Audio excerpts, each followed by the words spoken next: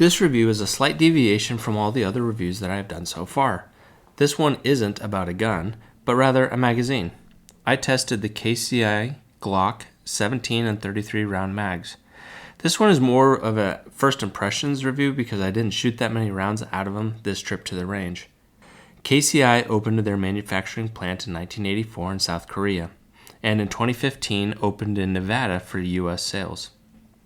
KCI USA likes to focus on high-capacity magazines for all kinds of firearms, including, but not limited to, the AK, the AR, the Glock, and the MP5. Brother-in-law found them relatively cheap and picked up a few for me to test. This is the first time that I have ever heard of KCI, and the two mags are the Gen 2 versions. I tested these mags with my Gucci Glock 17. Ammo was Angel Fire 147 grain subsonic, Freedom Munitions 115 grain, and PMC Bronze 115 grain. I only put 66 rounds through the 33 round mag and about 150 rounds through the 17 round version. Like I said, I know this isn't a major test. Verdict on the long-term viability of the mags is definitely still out. I have bought a few more KCI mags for this long-term testing. As of right now, I've got one loaded up to test the spring. First impressions is that they're pretty good mags. The only real issue I had was the 33 round mag didn't seat at all with the slide forward on the gun when fully loaded with the 33 rounds.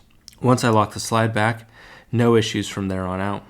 Once seated, they didn't have any slop in them. I actually thought the 17 round mag slid out of the mag well better than the factory Glock mag did, which really got me thinking. With the limited equipment I have, which is a GoPro that can shoot 2K at 60 frames per second and a phone that will shoot 4K at 30 frames per second, could I calculate the rate at which the mags dropped? So, let the fun begin. I created a light box for another project, which had a hole in the top. I taped a 1-inch graph paper to the back of that and hit the mag release. Slowed the video down and boom, I think I got the speed.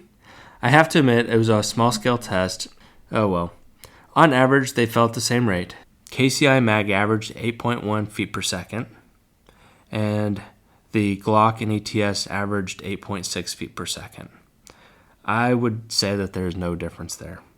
Overall, at first glance, the KCI mags are definitely a viable option, and I will keep you posted on how the long-term tests go. If you have any suggestions on what other tests I should do to the magazines, please let me know in the comments below.